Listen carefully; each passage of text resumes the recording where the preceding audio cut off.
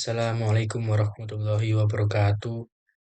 Kami dari kelompok Good Message akan mempresentasikan hasil proyek kami. Untuk pertama, saya akan memperkenalkan anggota dari kelompok kami. Yang pertama adalah saya Ferry Setiawan dengan nomor NIM 20211015051118. Kemudian Julian Frigel 2021015051105. Dan yang terakhir anggota kelompok kami Warnoto dengan nomor NIM 20221015051120. Untuk pertama saya akan mendeskripsikan apa itu cold message. Cold message adalah teknologi yang memungkinkan mengirim pesan melalui infrastruktur cold. Definisi cold messaging merujuk pada penggunaan layanan berbasis cold untuk mengirim dan menerima pesan secara efisien.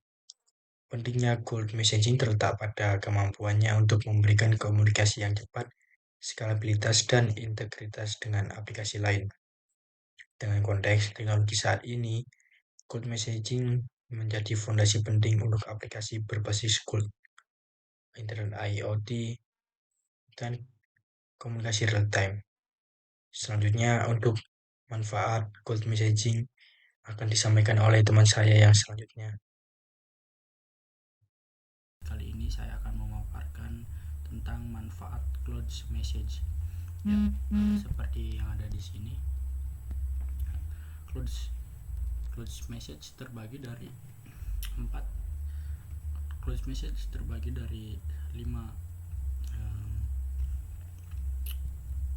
manfaat, yaitu efisiensi komunikasi, skalabilitas, dan notifikasi dalam aplikasi, kemudian personalisasi dan peningkatan interaksi pengguna. Ya. Apa itu efisiensi komunikasi? Yaitu adalah efisiensi komunikasi mengacu pada kemampuan sebuah aplikasi untuk mengirimkan dan menerima informasi dengan cara yang cepat, akurat, dan efisien. Dalam konteks aplikasi, efisiensi komunikasi mencakup penggunaan protokol-protokol komunikasi yang optimal, penggunaan sumber daya efisien, dan pengaturan yang tepat antar server dan klien. Tujuannya adalah untuk memastikan bahwa pesan atau data yang dapat ditransmisikan dengan cepat dan tanpa kehilangan informasi. Kemudian ada skalabilitas. Skalabilitas merujuk pada kemampuan sebuah aplikasi untuk menangani beban kerja yang meningkat seiring pertumbuhannya jumlah pengguna atau permintaan. Dalam konteks pengembangan aplikasi, penting untuk merancang sistem yang dapat dengan mudah dikembangkan dan sesuai dengan meningkatkan kebutuhan pengguna. Skalabilitas yang baik kemungkinan aplikasi untuk tetap responsif dan berkinerja tinggi bahkan saat jumlah pengguna atau volume data meningkat. Kemudian ada notifikasi. Notifikasi dalam aplikasi atau in-app notification adalah pesan yang ditampilkan dalam aplikasi untuk memberikan informasi atau pemberitahuan kepada pengguna. Notifikasi ini muncul saat pengguna sedang menggunakan aplikasi dan dapat berupa pemberitahuan tentang pembaruan, pesan masuk, peristiwa, dan peristiwa penting lainnya. In-app notification digunakan untuk meningkatkan keterlibatan pengguna, memberikan informasi terkini, dan mendorong pengguna untuk melakukan tindakan tertentu. Setelah notifikasi disusul dengan adanya personalisasi. Apa itu personalisasi? Personalisasi dalam konteks aplikasi mengacu pada kemampuan untuk menyediakan pengalaman yang disesuaikan dengan preferensi dan karakteristik pengguna. Dengan menggunakan data pengguna seperti preferensi, riwayat aktivitas, dan lokasi, aplikasi yang dapat menyajikan konten yang relevan dan mengadaptasikan antara muka atau fitur aplikasi sesuai dengan kebutuhan dan preferensi individu pengguna. Personalisasi dapat meningkatkan keterlibatan pengguna, memperbaiki pengalaman, dan meningkatkan retensi pengguna. Kemudian yang terakhir ada interaksi antar pengguna. Interaksi antar pengguna mengacu pada usaha untuk meningkatkan keterlibatan dan interaksi pengguna dengan aplikasi. Ini dapat dicapai melalui berbagai cara, seperti antar muka yang intuitif dan responsif, fitur yang menarik dan berguna, serta desain yang menarik secara visual.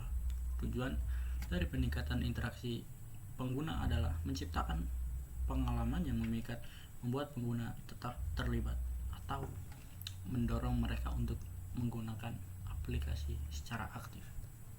Kemudian setelah manfaat dari closed message, saya juga akan memaparkan jenis-jenis closed messaging, yaitu terdapat ada 3 jenis closed messaging, yaitu push notification, real-time messaging, dan messaging as a service atau MEAS. Ya. Apa itu push notification? Push notification adalah pesan yang dikirimkan secara langsung ke perangkat pengguna, baik itu ponsel atau tablet, dari aplikasi platform tertentu. Pesan-pesan ini muncul sebagai pemberitahuan di layar perangkat, bahkan jika aplikasi yang terkait sedang tidak aktif. Push notification ini digunakan untuk memberikan informasi atau pemberitahuan kepada pengguna, seperti pembaruan aplikasi, pesan masuk, penawaran khusus, atau peristiwa penting lainnya. Tujuan dari push notification ini adalah membangkitkan minat pengguna, memperhatikan keterlibatan, dan meningkatkan mereka tentang aplikasi tersebut. Kemudian ada real time messaging. Real time messaging adalah metode komunikasi yang memungkinkan pertukaran pesan instan secara langsung antara pengguna. Dalam real time messaging, pesan dikirimkan dan diterima dengan segera, sehingga memungkinkan percakapan dalam nyata antara pengguna.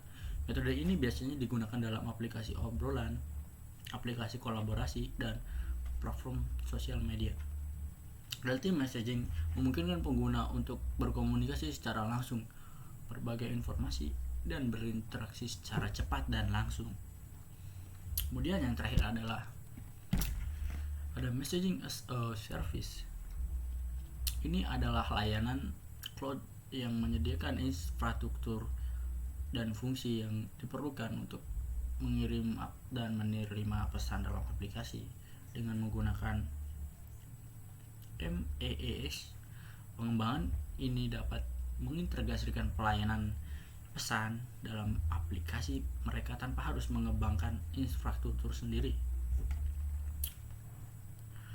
MEAS menyediakan API, yaitu Application Pengembangan Programming Interface, yang memungkinkan pengembangan untuk mengirimkan dan menerima pesan, teks, gambar, atau media lainnya antara pengguna atau antar aplikasi dan pengguna.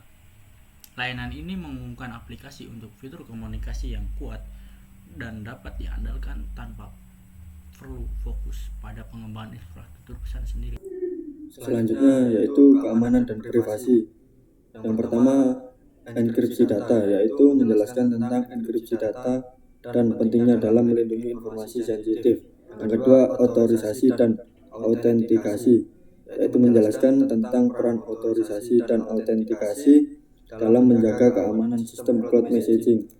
Yang ketiga adalah perlindungan data pribadi, yaitu menjelaskan mengenai kebijakan privasi, pengaturan privasi, dan perlindungan data pribadi.